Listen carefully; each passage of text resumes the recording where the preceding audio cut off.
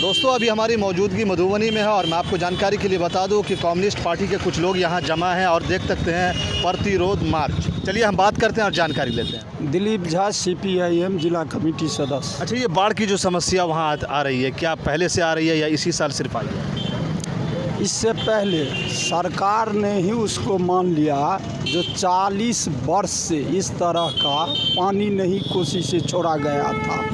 और उन्होंने साफ साफ बताया, जैसे हमारे जिला मंत्री जी ने आपको बताया, जो मधेपुर के अंदर जो बाढ़ में लोग हैं, जो गरीब गुरबा जो गांव के अंदर में निवास करते हैं, उनको चूल्हा चौकी बिस्तर पर पानी चला गया।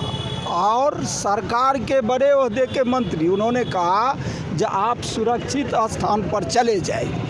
उसी में CPIM के बिहार प्रांतीय खेतिहर मजदूर यूनियन के राम नारायण यादव जी के नेतृत्व में घेरा डालो डेरा डालो आंदोलन चल रहा था।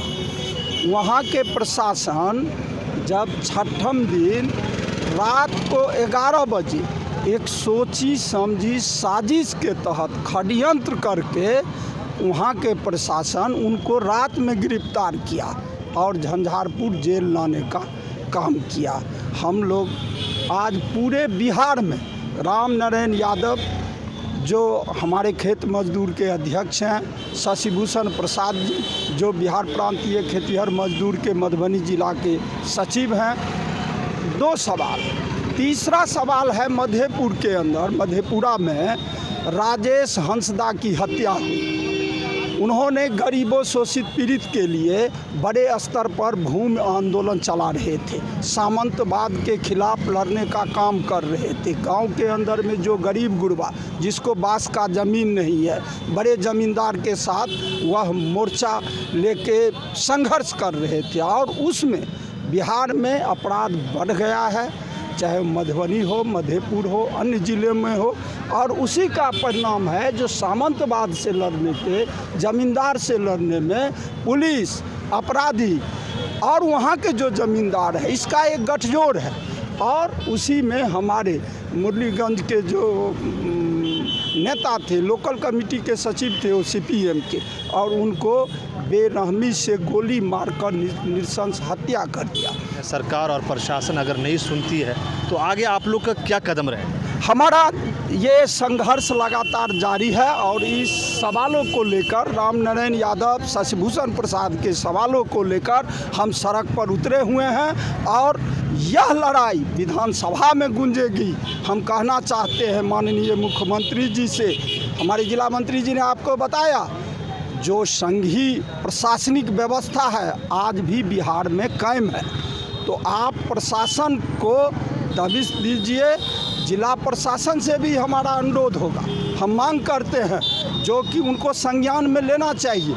मधेपुर में किस तरह का बाढ़ आया था, वहाँ लोग किस तरह विस्थापित हुए थे और जो राहत चलना चाहिए। उसमें बाढ़ पीड़ित का जान माली सारे नुकसान हुए। वहाँ जो मवेशी का फसल है बड़े स्तर पर बर्बाद हुआ, अनाज बर्बाद हुआ, चूल्हा चौकी में पानी चला गया, लोग घर छोड़ने के लिए विवश हुआ, 10-10 दिन 15-15 दिन अपने घर में नहीं गया। ये हालत था मधेपुर का। चलिए और भी कुछ लोग जानकारी लेंगे और बात करेंगे। क्या नाम है? सोनधारी यादव जी, क्या कहना चाहेंगे? अरे हम ये कहना चाहते हैं कि पूरे बिहार में हमारा जो समस्या होता है, समस्या को लेके CPM सबसे आगे बढ़ के संघर्ष मधुबनी जिला में करते रहा है और करते रहेगा। बाढ़ राहत का सवाल हो, चाहे किसी अन्य तरह का सवाल हो, हम तो इस जिला में बड़ी पैमाने पर भूमि आंदोलन चला रहे हैं। हम बहुत गरीबों को इस जिला में पूर्वांचल से लेकर पश्चिमांचल तक हमने गरीबों को बसाया है ज़मीन पर। वो बिहार सरकार की ज़मीन है, सीलिंग से फाजिल की ज़मीन है, और वहाँ भी आज प्रशासन का रुख बेरुख चल रहा है। तो हम डर से कहाँ चले जाएं? प्रशासन के डर से। ठीक है कि हम गठबंधन में हैं, लेकिन ये प्रशासन, हमारे जिला मंत्री जो बताए कि अभी भी उनका जो बीजेपी के समय में जो प्रशासन बीजेपी के दबाव में का आंदोलन पर दमन करता था, वो रुख आज भी कायम है। हम हैं गठबंधन में, ठीक है, गठबंधन में है, तो क्या हमारे साथ समस्या है तो हम रोड पर नहीं आवे? हमारा जनतांत्रिक जो अधिकार है वो समाप्त हो गया क्या? परिचय दे दीजिए। मनोज कुमार यादव, जिला मंत्री CPIM मधुबनी। अच्छा, ये बताइए कि ये आखिर आप लोग जो जमा हुए हैं, आखिर क्या मकसद है? आज मधुबनी जिला ही नहीं बल्कि पूरे बिहार में भारत की कम्युनिस्ट पार्टी मार्क्सवादी का प्रतिरोध मार्च था। आज का जो हमारा मांग है कि मधुबनी जिला के मध्यपुर प्रखंड में 13 अगस्त को बाढ़ आया था और उस बाढ़ के दरमियान हमारे और आपके जो मंत्री है जल संसाधन मंत्री संजय झा जी और जिला पदाधिकारी दोनों का संयुक्त बयान आया था कि 40 वर्ष पूर्व में जो बाढ़ आया था उतना पानी इस बार कोसी के इलाके में छोड़ा गया है नेपाल के द्वारा। और उसके बाद फिर 24 तारीख को जितना पानी 13 को छोड़ा गया था ठीक उतना ही पानी 24 अगस्त को भी छोड़ा गया। और कोसी का जो 14 पंचायत है मध्यपुर प्रखंड का, वह 14 पंचायत में घर घर पानी 1 सप्ताह तक वहाँ पानी रहा।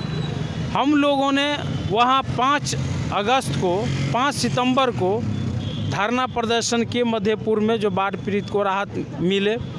13 सितंबर को जिला समाहर्ता से वार्ता किए और 15 सितंबर को वहाँ डेरा डालो घेरा डालो कार्यक्रम शुरू हुआ बाढ़ के सवाल पर।